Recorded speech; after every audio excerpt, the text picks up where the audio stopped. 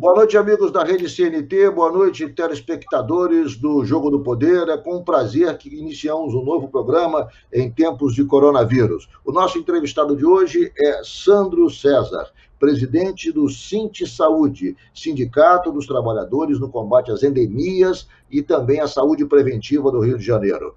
Boa noite, Sandro César, é um prazer recebê-lo nessa noite aqui no Jogo do Poder. Boa noite, Ricardo Bruno. Boa noite, telespectadores do programa Jogo do Poder. É um prazer imenso estar com vocês nesta noite para conversar um pouco sobre a crise do Covid-19 e os seus efeitos para a nossa população. É um prazer recebê-lo aqui também e eu queria começar perguntando sobre isso. Qual é a sua análise sobre você que representa os trabalhadores que estão na linha de frente do combate ao coronavírus, você que representa essa categoria enorme que hoje está sendo tão valorizada pela sociedade brasileira por conta da fragilidade das pessoas diante de um vírus desconhecido e de efeitos realmente muito graves sobre a população. Em que condições esses trabalhadores, em que condições essas pessoas estão fazendo esse enfrentamento? Os trabalhadores estão tendo as mínimas condições de trabalho para realizar esse serviço, que é muito mais do que essencial nesse momento em que a saúde pública brasileira, a saúde pública do mundo, mas estamos tratando do Brasil, e especialmente do caso do Rio de Janeiro, está tão vulnerável. Qual é a sua análise sobre a situação dos trabalhadores nesse momento, Sandro César? Infelizmente, Ricardo Bruno e telespectadores aí que nos assistem pela TV e CNT, as condições dos trabalhadores não são as melhores possíveis.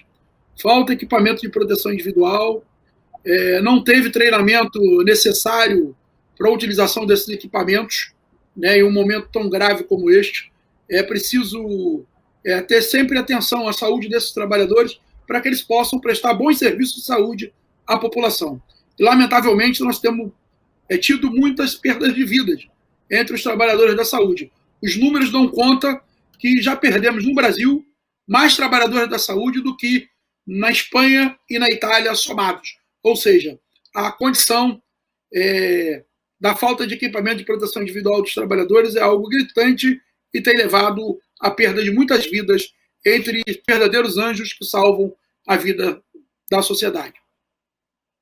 Sandro César, no Rio nós temos 3 redes de atenção na área de saúde. Então, a rede federal, a rede estadual e a rede municipal da prefeitura da cidade. Há alguma distinção sobre a atenção que se dá aos trabalhadores nessas 3 redes? Ou seja, há alguma, suponhamos, a rede municipal dota os trabalhadores com maior quantidade de EPIs, ou é a rede estadual ou a rede federal? Ou seja, você consegue fazer alguma distinção em relação ao tratamento que se dispensa aos trabalhadores entre as 3 redes que agem nesse momento, supostamente em conjunto, para fazer esse enfrentamento?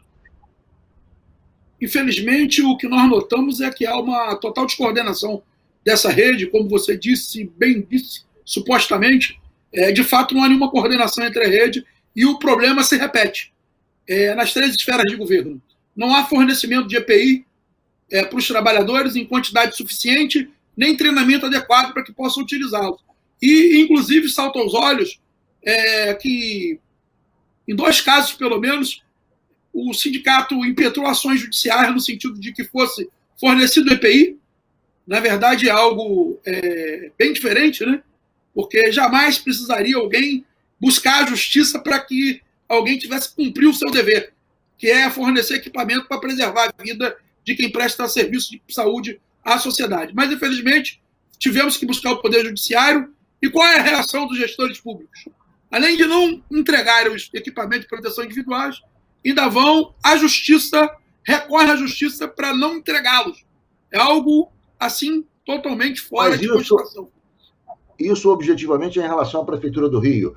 O sindicato entrou com uma ação para que a Prefeitura do Rio entregasse os equipamentos de proteção individual e a Prefeitura do Rio recorreu a isso. Você está falando em tese, mas eu queria saber se, na verdade, o objetivo seria obrigar a Prefeitura do Rio a entregar os equipamentos e o prefeito recorreu a isso?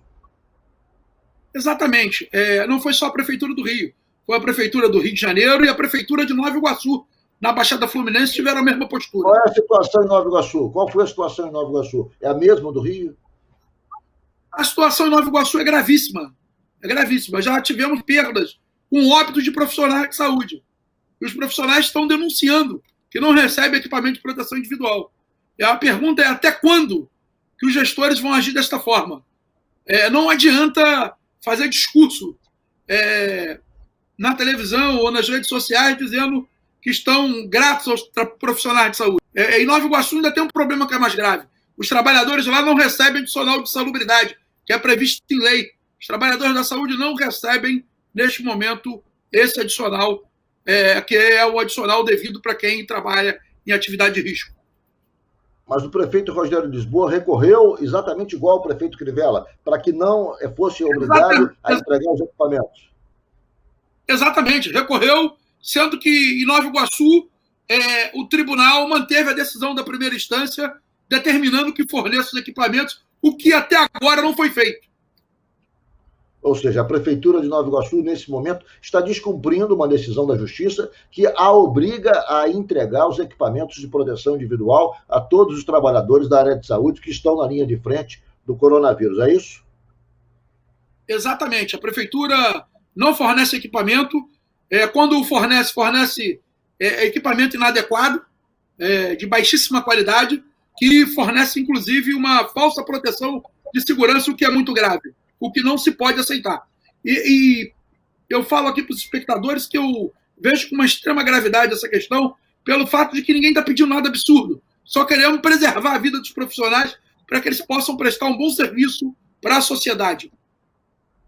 Perfeito. Eu vou fazer um rápido intervalo, mas já vou antecipar uma novidade que nós vamos ter no último bloco. O Cint Saúde fez uma pesquisa sobre as eleições municipais à Prefeitura do Rio de Janeiro, com o Instituto Verde Belo Horizonte, e nós vamos apresentar aqui no Jogo do Poder, pela primeira vez, o resultado dessa pesquisa, que é a primeira pesquisa após a decisão do deputado Marcelo Freixo de não mais disputar a sucessão do prefeito Marcelo Crivella. Portanto, há uma reacomodação de forças e essa pesquisa já registra esse novo quadro que se formou a partir dessa decisão. O Jogo do Poder volta já em 1 minuto, hoje com Sandro César, presidente do Cint Saúde.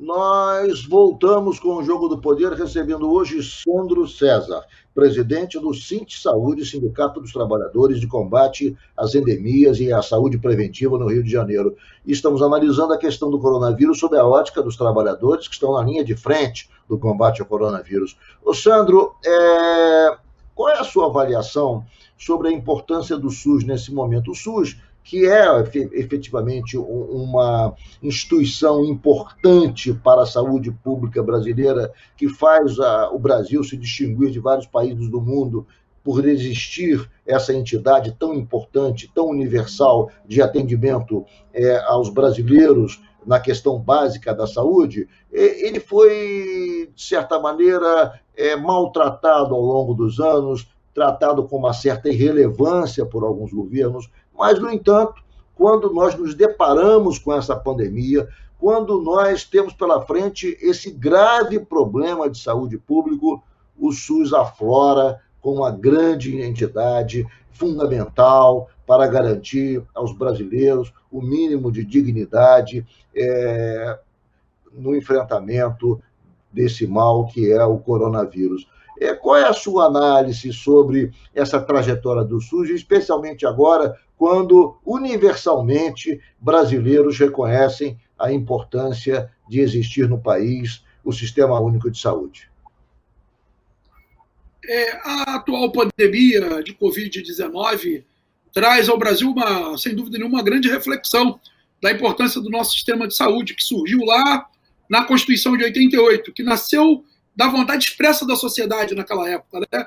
Do movimento sanitário, que ajudou a construir esse que é o maior sistema de saúde do mundo, sistema público de saúde do mundo. É o único sistema de saúde do mundo que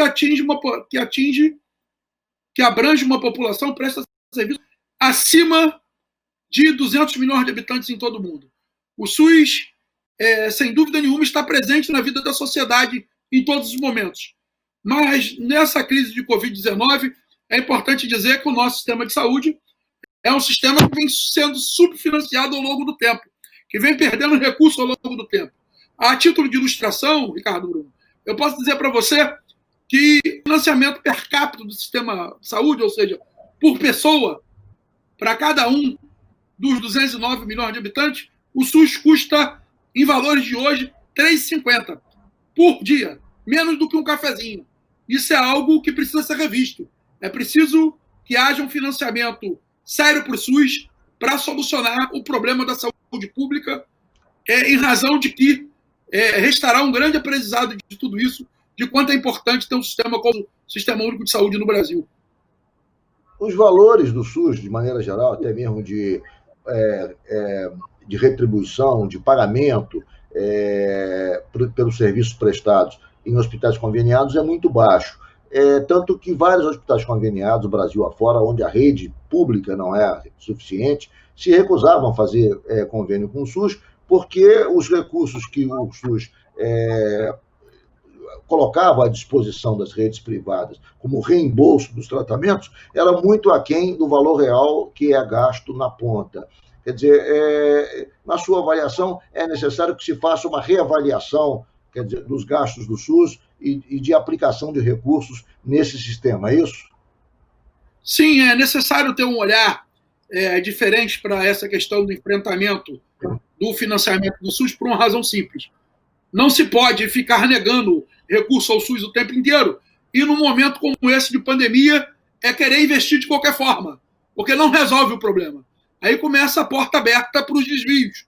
Era muito melhor ter investido antes de tudo isso, porque já tínhamos uma certa previsão da ocorrência da pandemia, né? Que começa a doença no mundo, a OMS é alertada em novembro pela China, da ocorrência de uma pneumonia diferente, que não sabia a causa.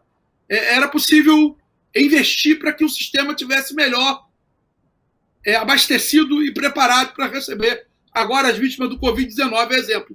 Mas há um subfinanciamento que é fruto de um modelo de retirada de dinheiro do setor público, né, principalmente para as áreas sociais ao longo do tempo. Eu tenho aqui para exemplificar o caso da derrubada da CPMF e depois a própria emenda constitucional 95, né, que congelou os gastos públicos por 20 anos, o que é um verdadeiro absurdo, tirou o financiamento daquilo que já tinha pouco dinheiro. Ô, Sandro, eu queria analisar a questão aqui no Rio de Janeiro, porque no Rio de Janeiro, supostamente, haveria uma situação um pouco melhor, mas na prática não é, do que as outras capitais. O Rio de Janeiro, por ter sido capital da República, tem uma rede de hospitais federais muito grande, que se soma à rede estadual e à rede municipal. Portanto, temos um conjunto de redes públicas que supostamente daria para dar conta do recado. Mas, na prática, me parece que não há integração entre essas redes e não há uma participação efetiva da rede federal nesse enfrentamento do coronavírus. Qual é a análise que você faz dessa questão? Porque ela me parece um pouco enganosa. Supostamente teríamos condições de fazer esse enfrentamento, mas não há, na prática, uma sinergia entre a rede federal de hospitais públicos, a rede estadual e a rede municipal. Nós temos uma total descoordenação das ações dos entes federativos aqui das 3 esferas, né? Temos no Rio de Janeiro a maior rede hospitalar do Brasil, em números, isso é real. Temos uma forte presença do setor federal, com hospitais federais, que não estão sendo utilizados para o controle do Covid-19, para o combate à pandemia de Covid-19, o que é uma pena. Nós temos ações que deveriam estar sendo feitas, ao invés de botar quase R$1 bilhão para a construção de hospitais de campanha, iam estar lançando mão dessas unidades que já existem, né? Investindo nessas unidades que existem, contratando pessoal para atender. Eu queria dar um exemplo sobre isso.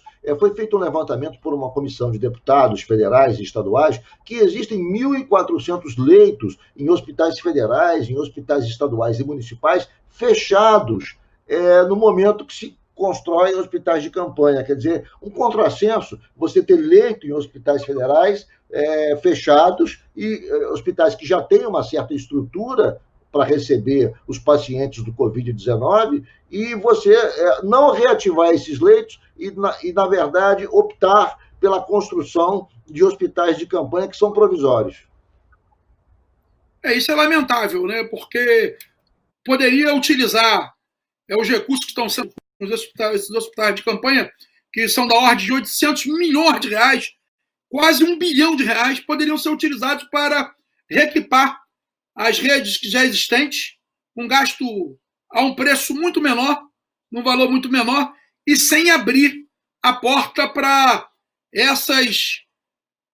esses casos que nós estamos assistindo recentemente aí, que são os desmandos, os desvios de recursos públicos que não chegam à construção dos hospitais.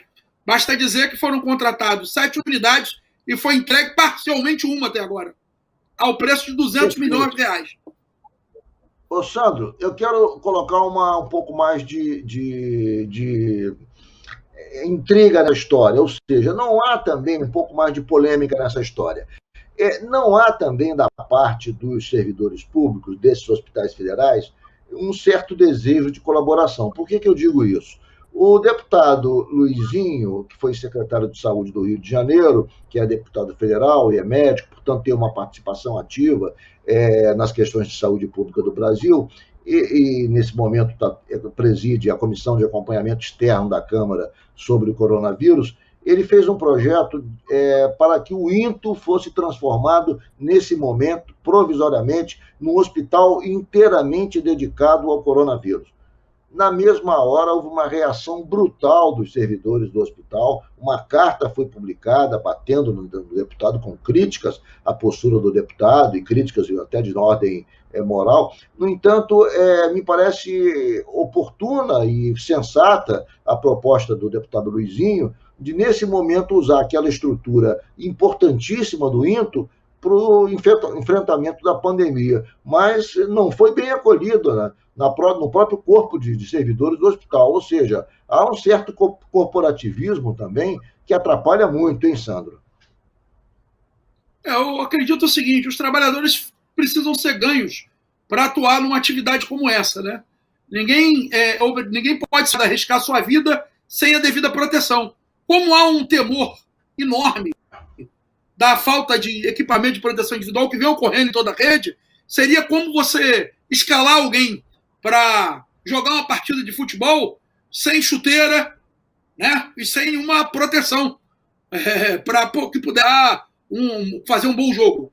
Lá no caso específico do INTO, o que é o seguinte, os trabalhadores já não têm equipamento de proteção individual no seu dia a dia, no dia a dia de trabalho.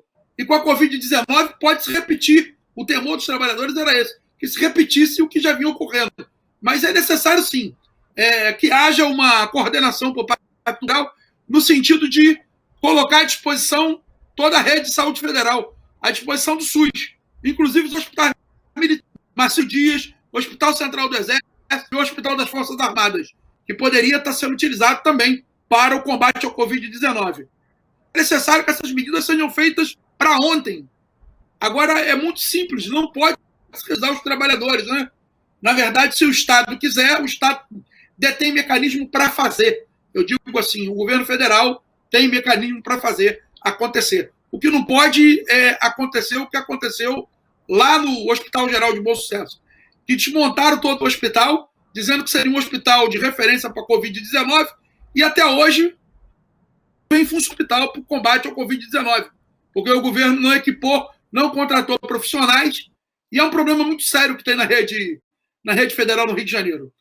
Eu vou fazer um rápido intervalo, o Jogo do Poder volta já já, hoje com o Sandro César, e lembrando que no último bloco nós vamos analisar uma pesquisa de opinião que foi feita pelo Síndico de Saúde, a primeira pesquisa após a decisão do deputado Marcelo Freixo de não se candidatar, e que vai mostrar o quadro atual da sucessão municipal à Prefeitura do Rio de Janeiro, das eleições municipais vindouras, que não se sabe exatamente se serão em outubro, novembro ou dezembro. Voltamos em 1 minuto.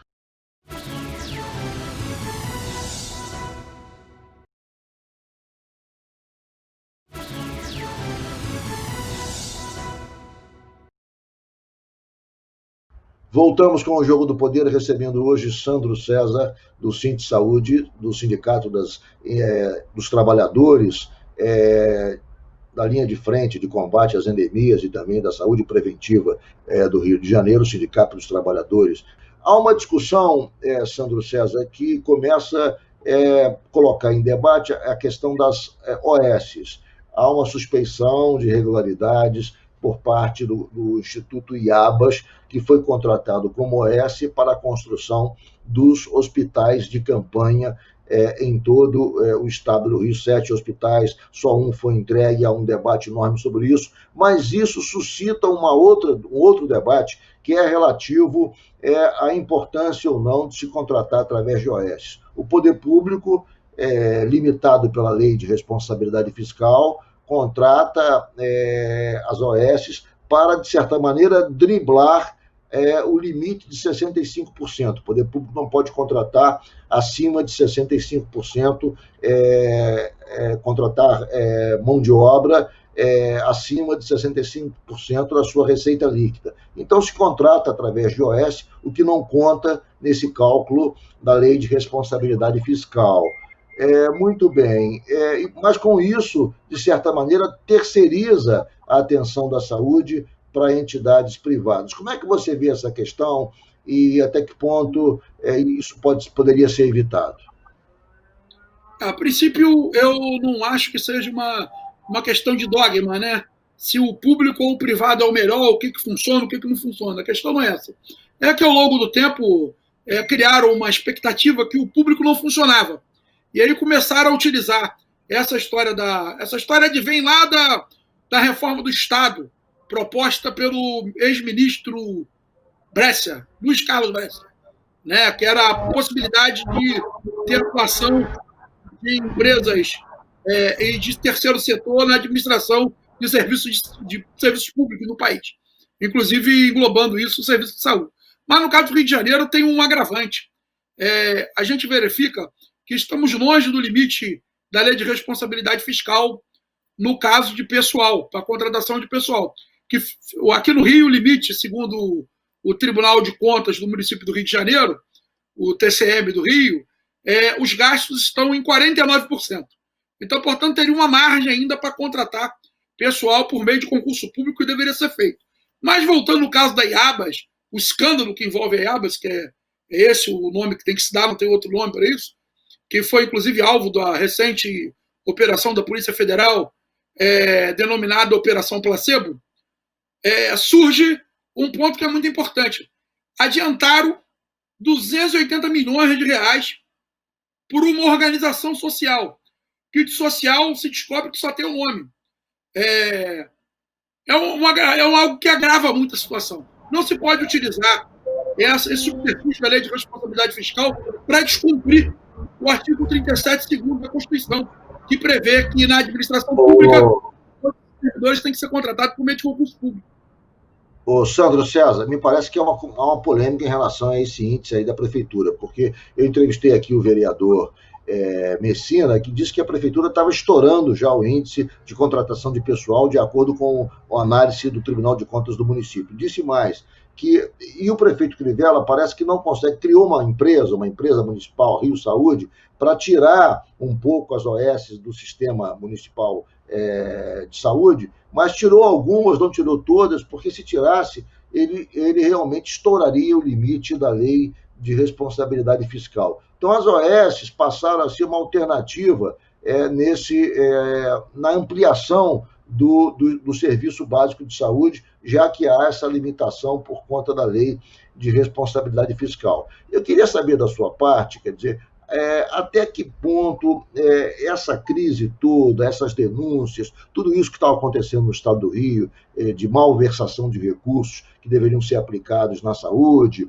com o afastamento do secretário de Saúde, Edmar Santos, com operações da Polícia Federal na própria sede do Palácio Laranjeira, a residência oficial do governador, até que ponto isso ainda atrapalha mais, ainda faz, na ponta, produz uma consequência ainda mais negativa, se é que pode dizer que possa vir algo negativo do que a própria pandemia em todo o Brasil, mas no caso no Rio de Janeiro. Ou seja, a população, em resumo, vai ter resultados ainda mais negativos, nesse momento de dor por conta de tudo isso que está acontecendo?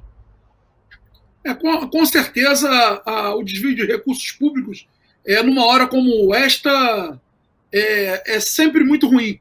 Né? Chega a ser uma atitude covarde de quem desvia dinheiro da saúde, que é o dinheiro que as pessoas precisam que chegue os serviços de saúde. Faltam medicamentos nos hospitais, faltam equipamentos básicos para a atenção à saúde das pessoas. Mas, de certo, é preciso que se tenha sempre um olhar, que é o seguinte: não pode se prejulgar ninguém, mas é sempre de bom grado que se afaste, num caso como esse, os gestores envolvidos nesse processo. Mas contratar OS para construir 7 hospitais de campanha e os prazos serem prorrogados e o dinheiro ter sido repassado antecipadamente, que não é algo muito usual, levanta realmente suspeita. Agora é óbvio que isso vai custar muito caro. Tem um dado importante: nós temos aí muitos hospitais federais, estaduais e municipais com leitos fechados, quer dizer, partimos para a construção de hospitais de campanha e não reativamos muitos leitos que supostamente estariam em condições de serem operados, seriam leitos definitivos e não provisórios, né, César? Isso é uma coisa muito grave, Ricardo, porque deveria esses 200 milhões, esses quase R$1 bilhão, que na verdade está direcionado para a SOS, quase R$1 bilhão está direcionado para um único OS. Detalhe: organização social essa que não tem, por ter a condição de ser terceiro setor, não tem receita própria, não tem nada. Ou seja, o Estado repassou quase R$1 bilhão, está repassando quase R$1 bilhão. Esse R$1 bilhão poderia ser utilizado para reativar os leitos dos hospitais públicos, o que sairia muito mais barato e muito mais eficiente. Nós temos leitos fechados em várias unidades do Rio de Janeiro. Poderia, por exemplo, utilizar para reativar os leitos do Hospital Geral de Bom Sucesso, que é da União, mas está à disposição do SUS para salvar vidas. Poderíamos estar utilizando para reativar diversos leitos fechados nos últimos anos aqui no Rio de Janeiro. Então, se investe numa saída que não é a melhor saída. E esses dias, o que saltou muitos olhos, um caso até curioso: o Hospital de Campanha em São Gonçalo. Construíram dentro de um brejo. E detalhe, está escrito no muro do local: área de alagamento. E se descobre que jogou dinheiro público fora. Porque com as últimas chuvas, alagou o local do Hospital de Campanha. É esse tipo de coisa que não é inadmissível, inaceitável. Muito importante. Eu acho que o governo do Estado deve assumir a responsabilidade de continuar de forma direta a construção dos hospitais de campanha. Estatizado. Perfeito. Eu vou fazer um rápido intervalo, o Jogo do Poder volta já já, e no último bloco vamos analisar a pesquisa de opinião que foi encomendada pelo Instituto Verde Belo Horizonte, que faz uma análise sobre o quadro da sucessão municipal nas próximas eleições. Voltamos em 1 minuto.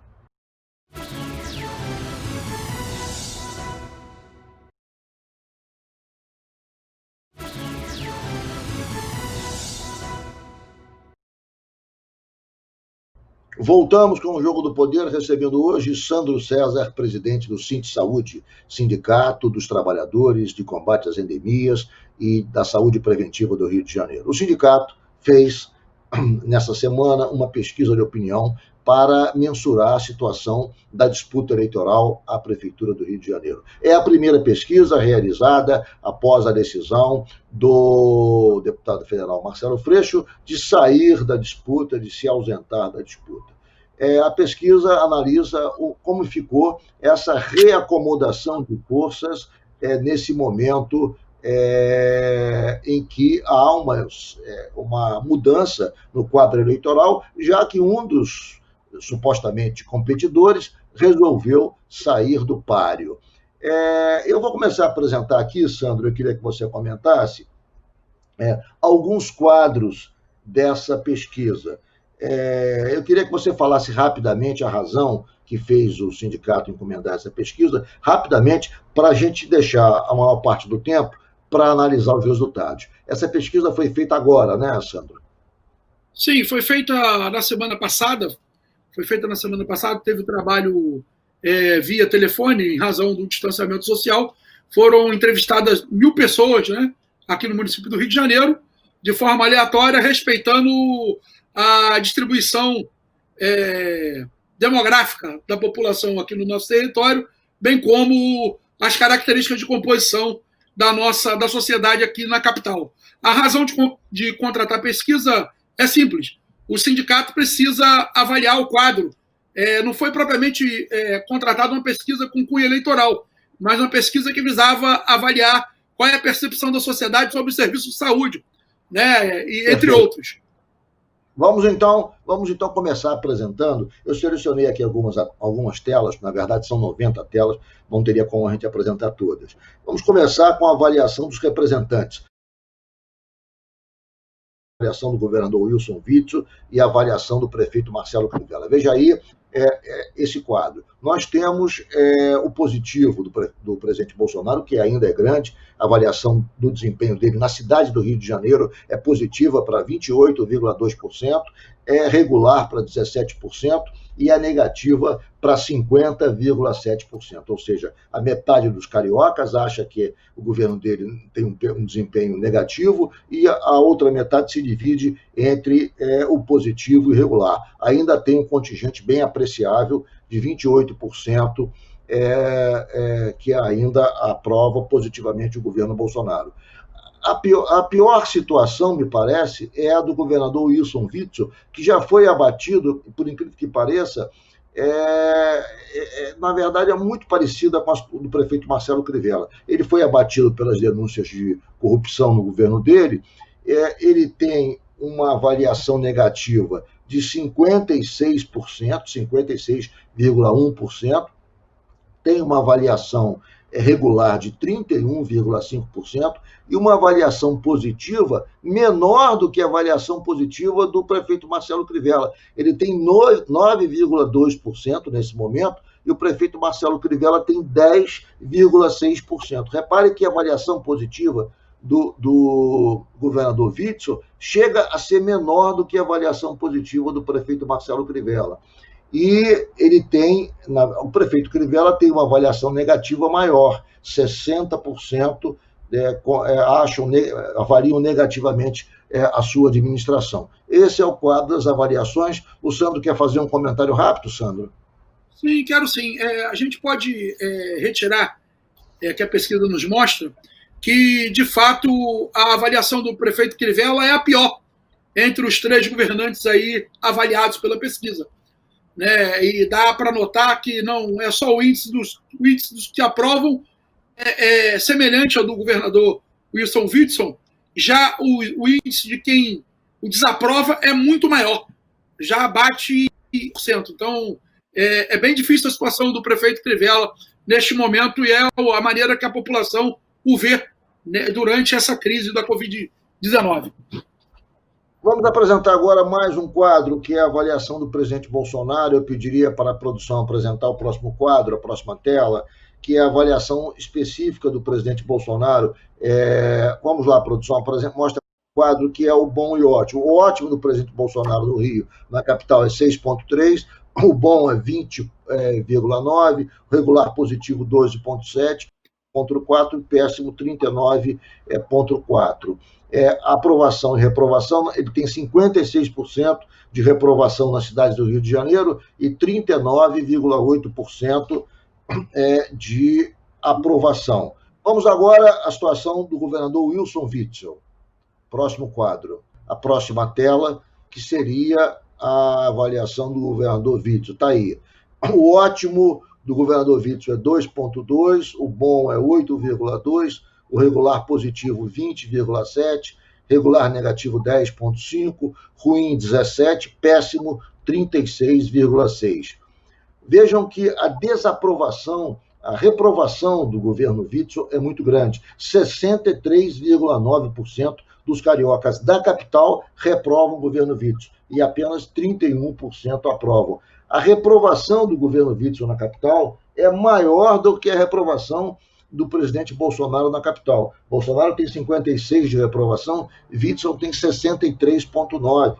E a aprovação de Bolsonaro na capital é de 39%, a de Witzel é de apenas 31%. Ou seja, a situação do governador Witzel na capital não é boa. Vamos agora, eu estou passando rapidamente, porque senão o nosso tempo vai se esgotar, e vamos depois nos deter mais a pesquisa, aos resultados dos cenários eleitorais. Vamos agora ao prefeito Marcelo Crivella. O prefeito Marcelo Crivella também tem uma situação muito negativa na capital. 66,5% reprovam a sua administração e apenas 30,7% aprovam. É uma situação bastante negativa. Ele tem um ótimo de 3,5%, um bom, a situação, a aprovação, o bom é de 8,9%, a regular positiva de 18,3%, a regular negativa 9,9%, ruim 16,3% e avaliação péssima de 4%. Ou seja, entre os três mandatários, o presidente da República, o governador e o prefeito Crivella, a maior reprovação é do prefeito Crivella. Vamos agora a outro quadro sobre a avaliação da prefeitura, do governo do estado e também do prefeito Crivella em relação especificamente ao coronavírus. Quem, na avaliação da população, está fazendo o melhor e o pior trabalho? Aí está. Uma avaliação agora específica sobre o coronavírus. Então, nós temos a população vendo como negativa a atuação do presidente em relação ao coronavírus, 60,9%, a avaliação regular é 17,8%, e a avaliação positiva da atuação presidencial no combate ao coronavírus na capital do Rio de Janeiro é de 17,2%. A situação do governador Witzel é a seguinte: 43,1% reprovam a atuação, desaprovam, tem uma avaliação negativa do governador, 34,2% tem uma avaliação regular e 19% tem uma avaliação positiva.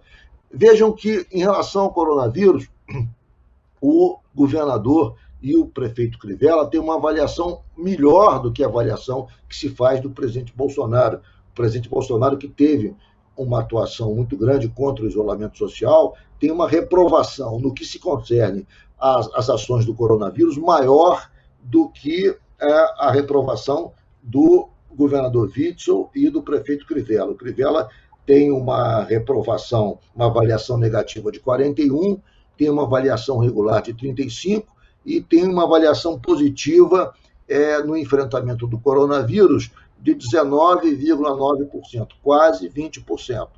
Então, na verdade, mais ou menos Crivella e Witzel se equiparam na avaliação da população e o presidente Bolsonaro tem uma avaliação bem mais negativa na avaliação dos cariocas. Vamos agora à avaliação do cenário eleitoral. Nós temos dois cenários eleitorais. O primeiro cenário, nós temos o ex-prefeito Eduardo Paes, disparado, com 31,3%. Em segundo lugar, o prefeito Marcelo Crivella, com 10,8%. Em terceiro lugar, Marta Rocha, com 6,8%. Em quarto lugar, o ex-deputado Chico Alencar, com 4,5%. E depois o deputado Alessandro Molon, com 2,9%. A deputada Benedita, com 2,1%. O deputado Ottoni de Paula, com 1,1%. O presidente do PSDB do Rio, Paulo Marinho, com 0,7%. O deputado estadual Rodrigo Amorim, com 0,3%. E o deputado federal Hugo Leal, com 0,1%. Esse é um cenário. Agora, vamos ao segundo cenário.